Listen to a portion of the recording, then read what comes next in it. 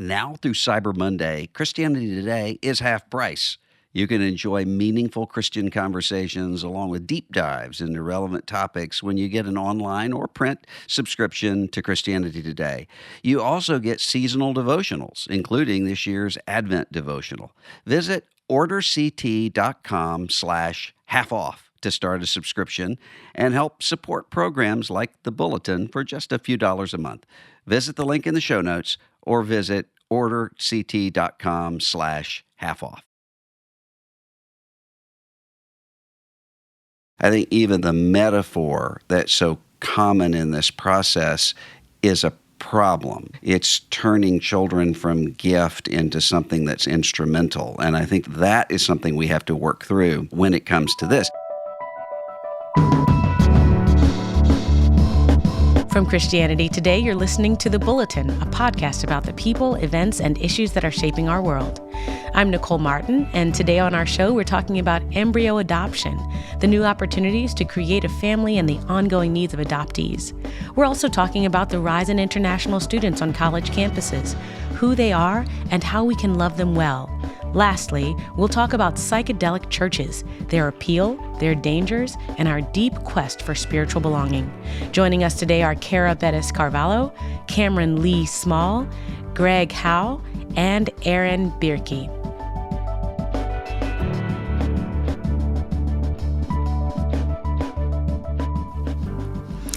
We are joined today with two guests who are going to talk with us about the challenges and opportunities of embryo adoption and the ongoing needs of adoptees.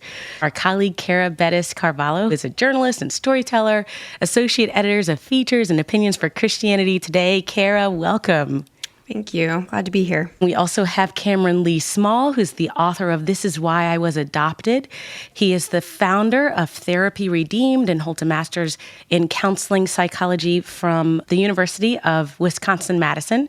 Great to have you, Cameron, with us today. Thanks so much, Nicole. Excited to be here. So, Cara, you just did a piece on embryo adoption, and I feel really excited to talk about this. I have a lot of friends who are in their late 30s and 40s and facing some challenges, some of them single and trying to figure out what to do, some of them older and just recognizing that our bodies don't always do what they're intended to do. So give us a little background on your piece. Sure. Thanks, Nicole. I first heard about embryo adoption a few years ago. I'd probably read an article in passing and it didn't really stick, but I had a friend who was looking into embryo adoption. They'd struggled with infertility for several years and just felt that traditional adoption, some other avenues, were not where they felt like the Lord was leading them.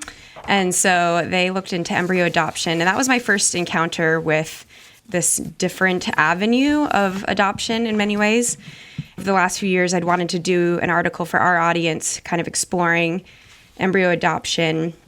And when I first looked into it, I thought this would be just a more traditional piece on a different adoption avenue, and looking into it, realizing there's a lot of complexity and about 25 other conversations that go into embryo adoption. So embryo adoption itself is when a couple pursues in vitro fertilization. Sometimes there are embryos remaining from those treatments that they are unable to use for a variety of reasons, whether the mother is unable to have more children for a variety of reasons, cancer, sometimes that happens, or maybe the couple decides that they don't want any more children, or they have already had a few children through the IVF treatments and maybe are too old to continue having children. There are a variety of reasons that there are embryos remaining from those treatments, the IVF treatments. And when I was looking into this piece, I realized the data is mixed on this. I had trouble nailing down really solidified numbers, but there are numbers that cite up to 1.5 million frozen embryos that are remaining from these IVF treatments. And many of them are not planning to be used in the future, so by their genetic parents at least. So I followed the story of Hannah Strage, who is the first known adopted embryo back in the 90s through a formal adoption process. So she's an advocate for embryo adoption and someone who felt like her experience was a good thing, and definitely she advocates for that as a solution to the frozen embryos. So that's a little bit of the piece that's coming out in the December print issue, but definitely realizing that this is a topic that the church should be talking about. Kim, you've done quite a bit of work on the nuances of adoption. Do you feel like embryo adoption has any nuance that parents or families should be aware of, at least from the perspective of being an adoptee yourself? I think there are commons here that we look at the needs related to grief and mourning, perhaps trauma, intergenerational trauma. We're looking at meaning making, especially around identity. Who am I from? Where am I from? We're looking at messages related to this sort of assumption of the bionormativity of a family. Oh, who's your real parents? Or do you ever want to go find these people? So part of our question, especially as the local church, is how to rally around these folks, these siblings, brothers and sisters, and say, how can I serve you? How can I help carry some of these questions with you and not see this as non-faith or some kind of disobedience that you're holding some of these curiosities? We want to be able to expand our capacity to really wrestle with this together. Kara, I'm wondering, in your work, have you come across people who have both ethical problems with in vitro fertilization itself, as I do, but also who are pro-embryo adoption? Did that tension show up at all? Yeah, absolutely. I think there seem to be a variety of opinions on this. For example, I talked to several ethicists, some of whom said they had concerns with IVF, some of whom were for IVF. And one of the ethicists that I talked to said that he felt there was maybe a direction within IVF where there is an avenue for a woman to have her eggs retrieved and only fertilize those that are going to be used within the process and not to freeze any. Germany now is a country that bans freezing embryos. So just to clarify, just a quick biology, I've gotten this question a lot from people. So frozen embryos are fertilized eggs. So it's not just freezing your eggs, but that was a question that has come up a lot. And Hannah says that she gets that question a lot as well. And so a lot of ethicists say that maybe there is a direction with IVF. It's a lot more expensive. It's a lot harder on the woman's body. But maybe there is a way forward where we can use IVF but not freeze any embryos and only be implanting the ones that could be used. So that was one direction I saw. And then a lot of kind of the two-pronged dilemma in this piece that I felt was that, first of all, we have up to over 1 million frozen embryos. So what do we do with these embryos, these frozen souls, that exist? And then B, how do we also prevent more from being created and frozen? So this two-pronged ethical approach. And so a lot of people, even regardless of their view on IVF, whether they were for or against it, felt that embryo adoption and giving these embryos a chance at life was the only possible positive outcome if they were not going to be born by their genetic parents. So that was the main conclusion across the board among some ethicists that I talked to. With people themselves, with the parents themselves, did you come across more people who are saying, look, we have all of these, our neighbors who are frozen, and we can help to adopt them and give them parents? Or was it more an experience of pregnancy itself as opposed to more traditional adoption arrangements? That's a great question. And Kimberly Tyson, one of the spokespeople for Nightlight Christian Adoptions, was saying just in her experience with a lot of adoptive moms, it's probably 20% or less of the families are saying wanting to do out of a goodness of pursuing offering life to these embryos and bringing a person into their family, a child. But in the majority of cases, it was an avenue of adoption where the mother could experience pregnancy, which gets into domestic adoption and babies within and infants within domestic adoption, from both how many babies are available for adoption and then also just how many parents want to experience raising a baby from infancy. So that was definitely something that I came across. I think it is twofold for many evangelicals. And the one thing I will point out is that the majority of people who are adopting embryos are evangelicals. So that was something I felt was also important to explore in this piece, both because of their view on embryos being people, as well as wanting to adopt. I have 100 scenarios running through my mind of friends who have had IVF, who have adopted embryos, who have frozen their eggs. And I also have all of these scenarios, Cam, that are almost similar to what you wrote about a few years ago with people who adopted either an embryo or had IVF or had surrogacy or some other means of having a child, got into the situation and realized, I'm not quite prepared. And it feels a little bit like there's a kind of a Starbucks customization happening here. I'd like a tall vanilla latte. I'd like a child with this color hair, these color eyes. And then in the adoption process, they recognize, actually, this was about me. This was not about me wanting to provide for a child or giving a home. Where do we draw the line between I want this and the child needs this? I think us together here having dialogue about this is a great example of some of the awareness and the consciousness raising, because the fear of we don't really talk about this, or this is very personal, it's none of other people's business, it's my decision. I want to respect people having their principles and their values. At the same time, we're learning together and we're engaging in confession. Are there motives in my heart? Are there ways within me that I don't quite yet know about? And through sharpening conversations with one another and honesty, that can be revealed to me in some way, and I can take steps to work through that. So the customization piece, sometimes what I think about is the question, who's it for? I want to be a parent. I can't. That's a problem. So I'm going to participate in embryo adoption, and that solves my problem, essentially. So in that particular narrative, the main character, I guess, in some ways, is the adopter. And then the child itself, the reason we're talking about customization is like the object that kind of fulfills my desire. It's like the tool or the resource that helps me live out my journey or my calling. Now, obviously, yeah, we're not saying that that's what these folks are believing or feeling, but we're asking about the narrative. So the next piece is from the perspective of as Kara shared, the frozen soul, or if we're saying that there is this entity that needs a chance at life. If that is the main character, then in that particular narrative, the problem is, and I'm using very limited terminology here, but I'm frozen and I need to be adopted or given a chance at life, okay?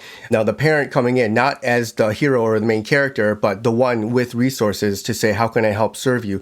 Not just to fulfill my needs or my idea or vision for what I've always wanted. I've always wanted to adopt, but to actually serve this child throughout the duration of their journey and all of its complexities, long after the finalization papers have been finished, long after any transfer of custody, the biopsychosocial process of delivery and being adopted into a home, long after that, identity, grief, loss, being able to talk about our origin story, answering questions, fielding some of those questions, community. I think there's something that you mentioned, Nicole, in an interview with Jason Day about scripture plus community. That's some healing.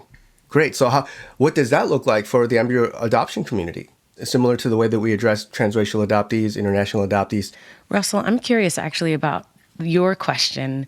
You're raising there may be some ethical considerations that we should have here. And I do wonder, will embryo adoption become more popular going forward? And will that cause some type of a crisis in terms of our adoption system, our foster system, because it's more attractive, it's sexier to have an embryo, one that you haven't seen, you don't know what that looks like, you get to carry this child. Are there ethical considerations that we need to be thinking about when it comes to embryo adoption versus adoption of a child that's already born versus fostering children, and then all of what Cam was talking about, the identity conversations and the traumas and the things we're going to have to work through? What do we need to be considering? I don't really think that embryo adoption is going to grow to the point that it will compromise the foster care system and other things that are going on just because it's so difficult. I do think there are ethical questions about even, and I'm not criticizing Kara here because she's using the standard language as she should, but the language of the embryos that have been used, the embryos that are not being used. I think even the metaphor that's so common in this process is a problem. It's turning children from gift into something that's instrumental. And I think that is something we have to work through when it comes to this. Now, I think there are a lot of people who are adopting in this way that are not in any way incentivizing in vitro fertilization, much less what you were talking about earlier with genetic modification and those sorts of questions that will be more pronounced in the future. I don't think they're incentivizing that. They're seeing those who are in need of parents and who no one's paying attention to. No one even thinks about. Often, even the people who are fertilizing these embryos start taking an unintentional sort of Planned Parenthood view of these are potential people and potential children rather than this is a person who's small and vulnerable and needs help. I agree about the language. I think that was something really challenging in the piece. I think that's a really important piece to point out because you get into this, you start talking about leftover embryos. What does that mean? They're not leftover people.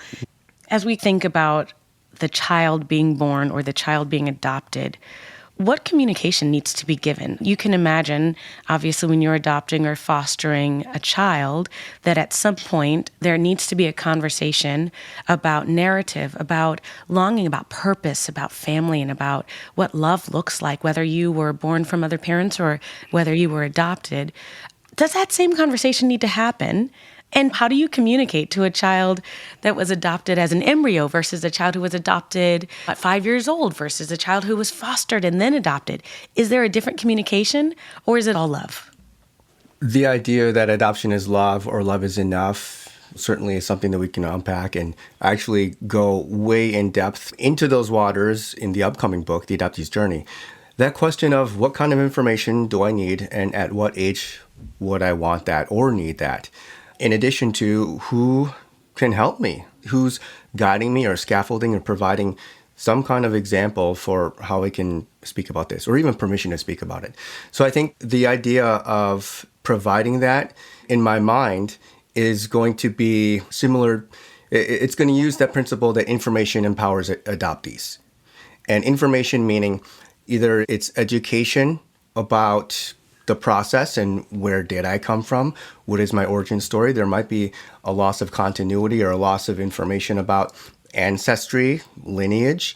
There might be some kind of experience that I'm looking for throughout my journey of connecting with or developing a relationship with people who share my biology. There might be a motivation to become active in raising awareness, in consciousness raising, in developing specific, unique post-adoption services, even pre-adoption services, and just like thinking about what Hannah's purpose is and her vision, making these conversations more accessible and less stigmatized. So I see that as a thread running through. I'm sitting with adoptees daily as a mental health professional, working through those layers of ambiguity and these sort of fragmented pieces of our lives. But to say that it is important and it's not taken lightly and insignificant as if it doesn't matter, perhaps God can actually work in you through some of these details and maybe equip you even to walk alongside neighbors and siblings. Wow, you've given us a lot to think about. Thank you so much, Kara. Thank you, Cam. And we'll be right back.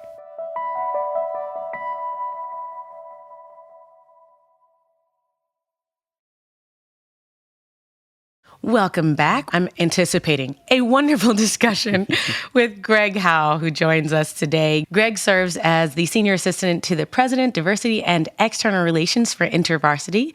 He is the author of Your Mind's Mission and the Kingdom of God Life Guide Bible Study, as well as other contributions. Greg, so great to have you with us today. It's great being here. Thanks for having me on. So we're talking about two areas that I know you are very passionate about. We're talking about students, and we're talking about international students, and this wave of international students that are enrolling and being accepted into American universities. Recently, we just saw a statistic that said as much as 32% of international students across the U.S. who are enrolling in schools are from India. So tell us what's happening. Yeah, there are over 1 million college students or university students who are international students in the United States. The international student population is larger than the population of the states of Delaware or Wyoming or Vermont. And one of the new things that's happening with international student enrollment is that you're seeing this surge of students coming in from India. Historically, China has been dominant, and China is still the largest population, but India is about now neck and neck. So there are about 250,000 international students from India as well as China. They make up about 52% of all international students in the United States. And I think as Indian nationals come here, it changes the ways we think about ministry, and it changes the opportunities that we have. Greg, so much is set in terms of discipleship and outlook when one is in college. How much will this dynamic change churches going into the future? Sadly, it doesn't change churches much unless churches engage with international students. But I remember talking to a denomination's missions executive, and he said, I think international student outreach is maybe the gateway for my church to think about global missions. Because suddenly, it's not just people who are out there who I do not know, but it's the people that I've met whose families still do not know Jesus. And the countries of the people that I've met that I now read about in the news, and suddenly the globe becomes real to them. And it becomes vibrant to them. The other way that I think international students could help the American church is this. The place where we still see the American church growing tends to be among communities that are immigrant communities and recent arrivals. Mm-hmm. And while most international students return back to their home countries, the folk who do stay here, often filling jobs that we need in areas ranging from industry to high tech to research, often become the nucleus of new church plants. So many of the Chinese churches in the United States, and I'm a product of the Chinese church in the United States, started from these immigrant communities. And you can look across the United States and see growing, vibrant churches reaching out to their communities and reaching out to new immigrants that started from international students that met together for a Bible study or were hosted by a church. And then they make a contribution to how the U.S. church grows now. International students are both an opportunity to engage globally in mission, but also to bring life and vibrancy to the U.S. church. We just did a session a few weeks ago on rising anti-Semitism happening on college campuses. And now we've got this huge number of international students, the largest that it's been in several decades. Are you sensing that there's a fear? Is there an openness? Is there receptivity? And then how do we create space where there is no threat and there is no fear from international students that are coming onto campus? Yeah. Part of the reality of international student numbers is that it does vary based on the political environment in the United States. When the United States moves into an era that's more protectionistic or more nationalistic, international students choose to go elsewhere because they aren't sure they'll be safe here. They aren't sure they're going to be welcome here. And I think in terms of ministry, it's harder to convince American churches to engage in caring for people who don't look like themselves, who don't speak the language that they do, and who they regard as potentially a threat. So I do think when the United States is more wary of strangers and aliens in our midst, to use biblical language, we inadvertently shut the door to some international student work. And universities are afraid of that because international students are an incredible revenue source, but it's an incredible loss of a ministry opportunity for the church. Students from India are coming from the largest Hindu, one of the largest Muslim countries in the world. China represents one of the largest Buddhist and secularized states in the world. When students come here, they have an opportunity to hear the gospel. And most studies show that 80% of international students, 80% of them never step foot in an American home during the years they're here in the United States. Greg, with Indian students particularly, one thinks about the Hindu-Muslim conflicts in India. Does that come with students, or are the students who are going overseas to travel, by definition, able to work through those tensions already? Yeah, that's a great question. I think, like most college students, while you may be caught up in a particular experience of tension in your home country, when you move to another country, the experience of dislocation opens you up to entirely different conversations. It already happens while you're in college, but I think for international students, it's not only I'm going to college or graduate school, but I'm in a new culture, working a new language. So I don't think they bring much of that tension with them. I think actually what they do is they look at the United States and it opens them up to a different type of conversation once they're here. I was also reflecting on an article from Forbes that said 1 million international students contributed 40 billion to the U.S. economy. Feels like there's this tension. Like we want international students to contribute to our economy and to help us in those ways. But we also are not willing to invite you into our homes or to get to know you or to build relationships with you or, dare I say, to learn from you. So how do we create an ethos where churches, especially through groups like InterVarsity, can show up for international students in a way that says we appreciate you not just for what you're going to give to our economy, but for who you can be in the kingdom of God? I think in part, it's grounded in just the fundamental orientation of a church to decide it's not there as a consumer gathering about what they can receive on a Sunday, but that churches exist to declare the good news of Jesus Christ in word and deed in the communities that they're in. And so I think churches that have that missional outlook are poised well to welcome international students. On most campuses in the United States, at least most of the larger campuses, there probably is an international student outreach. Whether it's InterVarsity, our colleagues at International Students Incorporated, or Bridges with Crew, most of us are trying to reach out to international students, and we would welcome churches to come alongside us and say, how could we partner together to do this?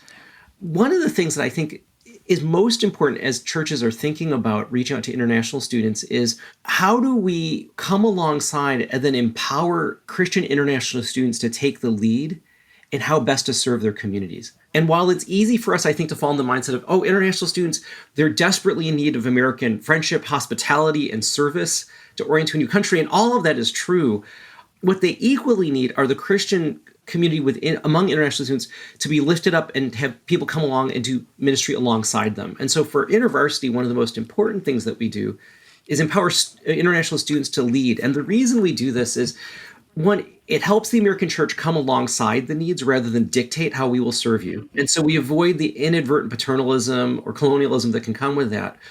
But also, it prepares international students to go back to their home country as people who've already had Christian leadership experience, who know how to lead ministry, to lead the Bible studies, to organize.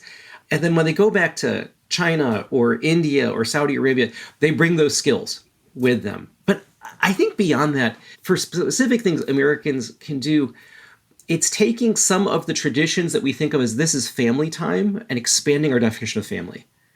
And so Thanksgiving, Christmas, Easter, July 4th, we think, oh, this is a time to gather my family. And if we could just say there's potential family for us. There are people who could become like family to us socially and ultimately perhaps spiritually if we would just say, come, have a meal with us. Come, tell us about your experience. One of the programs InterVarsity has started is a program called Peace Feasts.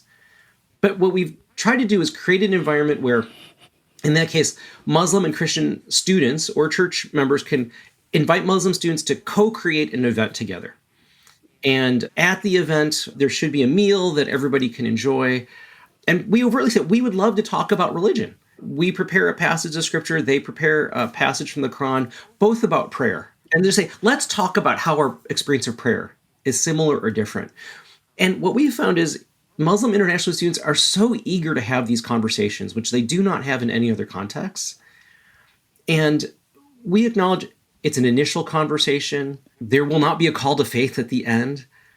But when Christians and Muslims talk about how they approach prayer and how they experience prayer in the context of a meal that's open and well facilitated, then suddenly you have amazing conversations that we hope continue over another meal or another cup of coffee. So it's mostly how do we invite people into places where we can be ourselves, authentically ourselves, and invite them to be authentically themselves as well, and create the conversations that are really, I think, generative and gospel honoring. You train people in college and in the university to become the kind of citizens and become the kind of people who have the capacity to say, we have deep differences, and I've learned to engage with you respectfully without compromising my commitment to my own convictions and inviting you to consider them. And when you think of international students, in part, what motivates so many of us in international student ministry are the kinds of people who are international students. So at one point, there were more US PhDs on the Iranian presidential cabinet than there were in the United States cabinet. The children of the last three major leaders of China, including current President Xi Jinping, their children all studied in the United States. When you have that kind of opportunity to influence not just average college students, but potentially the leaders of the countries that they return to, it's an incredible opportunity to humanize things. And we've talked to so many people, American church members, who've said, those college students who we hosted multiple Thanksgiving, Christmases, and Easters with are not just strangers. They're family. When we travel overseas, we visit them. Imagine if some of those folk overseas said, I have family over there. These are not just strangers. They're family to me. And ultimately, of course, we all hope they become spiritual family to us. University does quite a bit of work with graduate students. Are there different opportunities or more opportunities with graduate students as opposed to undergraduate students? Yeah, that's a great question. There are more opportunities. About 2/3 of all international students are actually graduate students. And so they've come with their college education, but they're now pursuing a master's or a PhD here.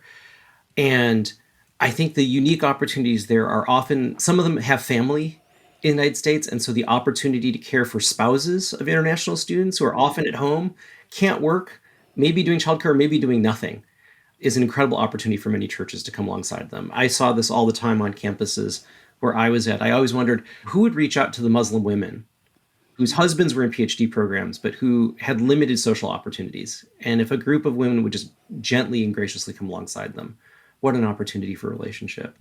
I think also they're coming with clearer, more developed worldview. They're further along in their studies, but they're often here for longer periods of time. And so it's not just a few years, but they could be here for 4 or 5 or 6 years during their PhD program. And so the opportunity for sustained relationship, and they're here all year-round relationship, is so much greater. And their, I think, freedom to engage with us as adults or older Christians is also larger, right? The power differential is lower. So I think actually there's more opportunity to engage with graduate students. These are fewer resources to support them. They're here longer. And often outside of their lab, they have very few other social connections to engage with. And so friendship is real. Greg, I was talking to an Indian Christian several years ago and asked, what's the biggest challenge you're dealing with right now? And he said, suicide. And he said, especially for students who are in universities because of the expectations of their parents that they succeed. And that's even more so if they're in an elite university. And that's even more so if they're in an American university. Have you seen that sort of pattern emerging anywhere? Yes, I don't have good numbers for that, but it's certainly true that the pressure you have as an international student, particularly at the elite universities, is intense. It's expensive to send your children to American universities. There's no financial aid for international students in most cases. And so families are sacrificing significantly to get their children there. And when you feel like my parents and maybe my extended family has sacrificed for me to be here, and their expectations that I will succeed so that I can provide for my family and my extended family are enormous. And the stigma against seeking mental health care is enormous as well in India and China. And I think the opportunity to provide friendship, the opportunity to provide support, the opportunity to hear from an older, respected leader, you are valued. You are more than your achievement here.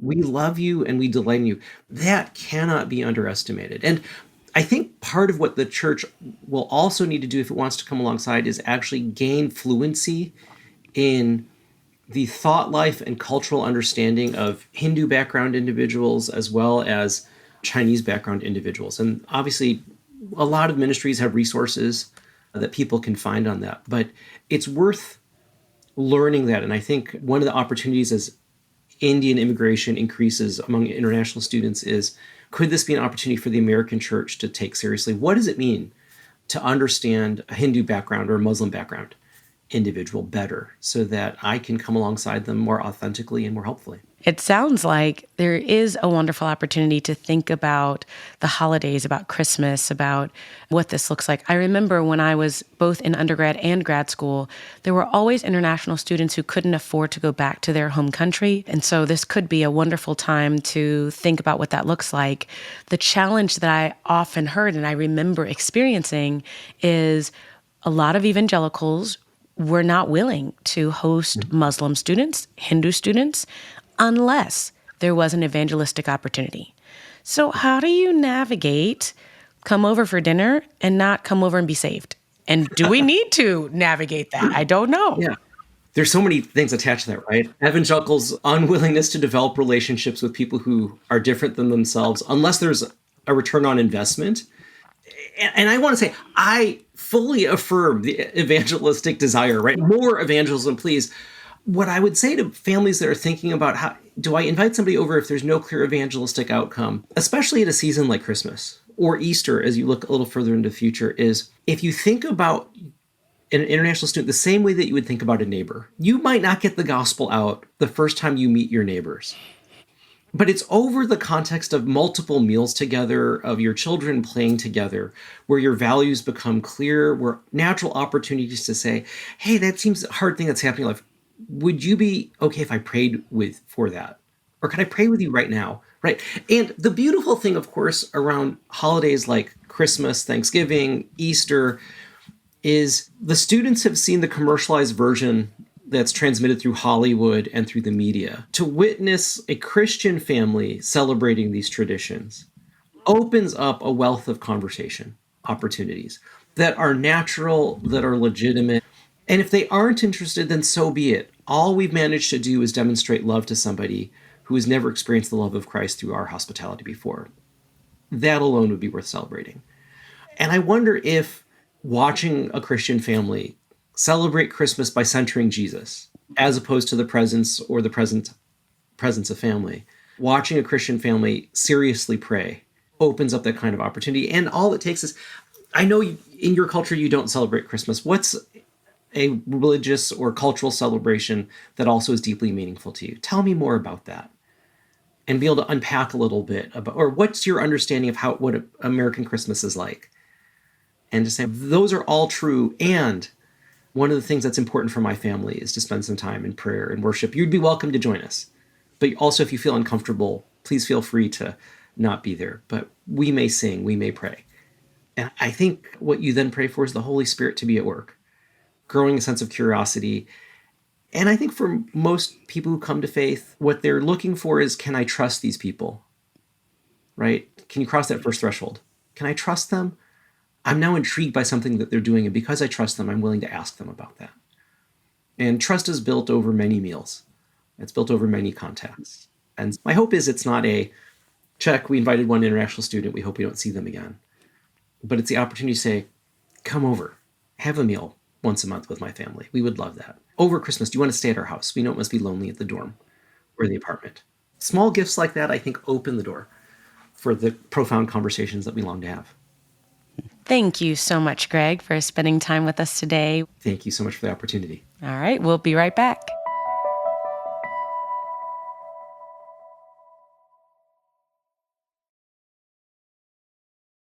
Welcome back. We are here with Pastor Aaron Bierke, who is the pastor of the Well Church in New York. He served under Pastor Tim Keller and has served in other capacities through Redeemer Presbyterian Church. Aaron is here to talk to us about the growing phenomenon of psychedelic churches and the quest for spiritual being. Aaron, welcome to the show. Thank you for having me. I remember hearing you at Movement Day in New York, and it really piqued my interest that you were talking about New York City as a hotbed for spiritual centers, for people who were seeking to find well-being, and that kind of became the foundation for why your church came to be. Give us a little background on your church. We're a church plant that launched November 2020, which on paper you couldn't think of a worse time to do something like that during COVID. So I like to remind people that it's a good thing you don't know the future, because you wouldn't have the courage to do the thing that you're supposed to do. And so we started right during the pandemic in 2020. And it really was an overflow from just the culture changing over the last 10, 15 years that at least I had been experiencing here in the city. And so I would say about 5 years before the well started, I started getting congregants at Redeemer asking me questions about, is it okay if I meditate? Is it okay if I do yoga? Is it okay if I go to that Buddhist studio over there? I was used to interacting with non-religious people who are atheists, and they're asking a very different question than the non-religious friends who are spiritual and hungry and spiritual and searching. It dawned on me that in many ways, reaching out to the spiritual but not religious is an easier ramp to some extent than the atheist skeptics, because the atheist skeptics, you have to, in a sense, prove or convince that there is a spiritual realm, that the universe isn't just the physical material world. And then you got to convince them that it's Jesus. But with our spiritual friends, they don't need any convincing that there's more than meets the eye. And so now it's a spiritual, gentle spiritual conversation about Jesus and about their spiritual life. It slowly dawned on me that I could just invite some of these congregants who are asking questions about Buddhism and meditation into some version of my own spiritual walk and my spiritual practice as a Christian. And at that time I realized through these conversations, wow, there are a lot of these spiritual studios. So I just did a year-long tour here in New York, visiting different spiritual communities to learn their music, to learn their vocabulary, to learn what they're doing.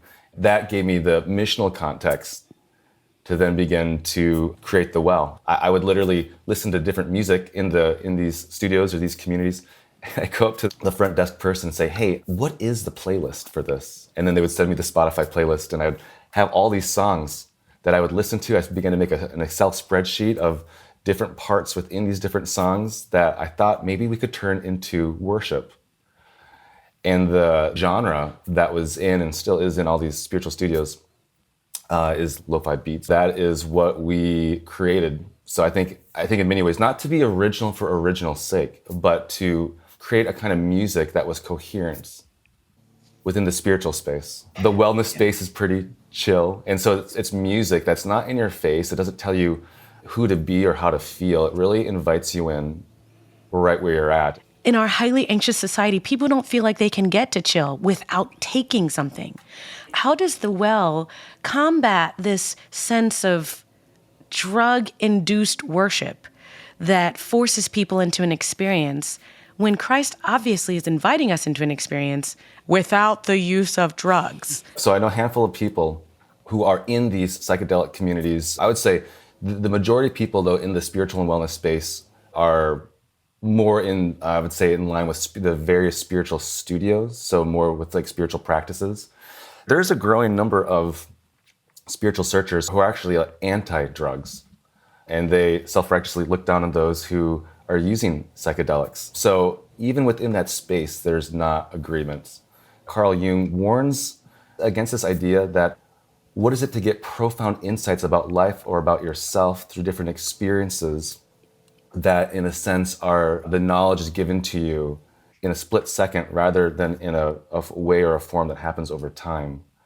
And to put it in a question, are psychedelics unearned wisdom for the relief from pain and stress and fear and anxiety? The way I understand it, psychedelics give us a temporary access to different insights or realities about ourselves that I might say are way above our pay grade, that people can use to deepen their own personal development. And I find it's a very interesting space to sit in, because you read these different stories of veterans, PTSD, or people who have been in dramatic life-threatening accidents or violence. And they have these PTSD episodes daily, weekly, monthly, and therapy doesn't seem to work.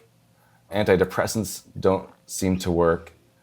But then you hear, it seems like it's story after story over the last couple of years, especially of veterans, where they say they'll go on some sort of medication, some psychedelic experience, and they pop out of it and they'll say some version of, I haven't had a PTSD episode in 2 years. And it's in our postmodern culture that elevates the experience. It's hard to argue against that. So I'm always very careful about trying to not put down their experience, but then help bring that out a bit more. From a Christian perspective, there are a lot of thinkers that have come before me that have understood that through meditation, the brain does have an ability to restructure or rewire itself from a lens of neuroscience. And the idea is that you form neural pathways from the psychological basis of your habits, your thinkings, your feelings, your actings. And so if you feel something sad or something stressful, your mind goes to a certain spot. That's a pre-existing neural pathway that's formed through repeatedly going that same direction hundreds and thousands of times, maybe for years. Does psychedelics seek to change that and rewire it instantly? I think so. But what we do know is that when you get the experience of being fully known and the experience of fully seen, neuroscience calls that secure connection, we can actually re-pathway our neurobiology to a healthier direction. So, and this is where meditation can come in. Let's just say you're in a hard season, maybe you lost your job, or maybe you're going through a difficult experience. Maybe it's the anniversary of a parent's death, and you find yourself constantly going to this certain point. Meditation invites you as a practice to drop the thought, to come back to the present moments, to re-engage in maybe a specific spiritual imaginative exercise. And in doing so, you're saying, I don't need to go to that spot in my thinking when I'm stressed, sad, angry, or hurt. I can stay present with God, because from a Christian perspective, God doesn't promise to be with us yesterday or tomorrow, but only in the present. Matthew 6, be present today. Let tomorrow's worries worry about itself. So when we're present, we can always be assured that we are with God. And from a Christian spiritual perspective, that gives us a framework to do some deeper heart and mind work. Yeah. Now, connecting it all together, that takes time. And that doesn't happen in a moment like a psychedelic trip can give you. But I think what I would encourage my friends who are in these communities, I want to put your experience down, but I want you to consider that psychedelics is not the be-all, end-all. And I think Christian spirituality has a resource for you through meditation called Jesus that can help sit with your pain, where your pain it doesn't have to be ignored, and through that you can be fully seen by a love that's created the universe. And our prayer leader actually at the well went through a season where she had to meditate 3 times a day, about 20 minutes a day, for a long length of time as she worked through her anxieties and fear and pain. Drug-free, getting her closer to deepening her relationship with Jesus. For sure, neural pathways were being formed and rewired. But I would call that earned wisdom, not maybe the unearned wisdom through psychedelics. But I think it's a very gentle dance that you have to walk with your spiritual but not religious friends who are in some sort of real pain and yet experience some sort of relief. I couldn't help but think about Aaron's former pastor, Tim Keller, and I were talking to an atheist friend of ours who's a very strong atheist, who said that he had been using psychedelics. And he said the reason for it is it's like being in a house all your life, having the roof taken off. You're taken all around the universe and then put back in with the roof back on. And he said, what I noticed is for a period of time after each of these experiences, I would be kinder to people. It was like I was born again. And as soon as he said this, I saw Tim's eyebrow just go up. And he finally said, yeah, but is it real? And we had that sort of conversation. I'm wondering, Aaron, when you think about a lot of the drive towards psychedelics, really is a search for transcendence. Absolutely. To get out of the everydayness of life. How would you connect with someone who's seeking for that, but maybe seeking it in the wrong place? I love the question, is it real? I'm actually in a longer dialogue about the questions that the different cultures are asking. Francis Schaeffer said the church's job is to answer the question the culture is asking, not to answer a question the culture is not asking. And so I think if the modernism 20th century was asking, is it true? Because it was in pursuit of absolute truth. Postmodernism is personal truth. They're asking the question, does it work? I want to try to answer that question through the lens of Jesus, that Jesus works because Jesus is real, because Jesus is true. I think those questions can go like that together. Real implies staying power. The more real something is, the more durable it is. And as I talk to, I'm thinking one friend in particular who has done ayahuasca probably close to 100 times. Is the experience real? Just like that conversation you were relaying? Absolutely, I can't deny it. Can't deny it. That's what they've went through. That's what they've experienced. But is it real? Is it a deeper level real? And I would say if you feel like you need to do it that many times, maybe it's not as real as what you need it to be. And so the very object of your source of life, if that's maybe we could say that with the psychedelic experience, to the degree that it is durable, that degree it's real. And I think that's what we all want. We want something that will never leave us or forsake us. And now we're starting to sound very Christian when we say that. I don't want to deny your experience was very real. But what about this Jesus guy over here? And now we can start to talk slightly more traditional apologetics with the resurrection. That's supposed to be real. Turning death upside down. I think that's maybe the essence of that, of resurrection, is what you friends in your psychedelic pursuit are looking for. To be healed with a love that will transform you, because it transcends, in a sense, the space and time and our pain. And yet, isn't that the craziness of the resurrection and of the God written about in the Bible, is that this God transcends everything and yet goes right into our very humanity. Oh, it goes further, Philippians 2 says. It goes even to the grave. Oh my gosh, it goes as far as real can get. And no one can argue how real death is, and yet flips it upside down.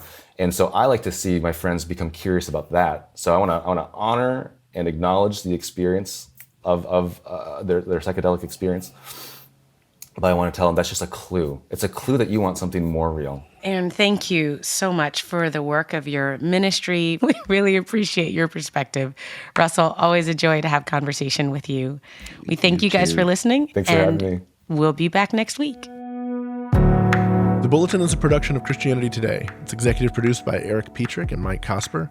It's produced by Clarissa Mall and Matt Stevens. Post-production by TJ Hester. Our art for this episode is by Rick Shooks. Music by Dan Phelps. And social media by Kate Lucky. Thanks for listening.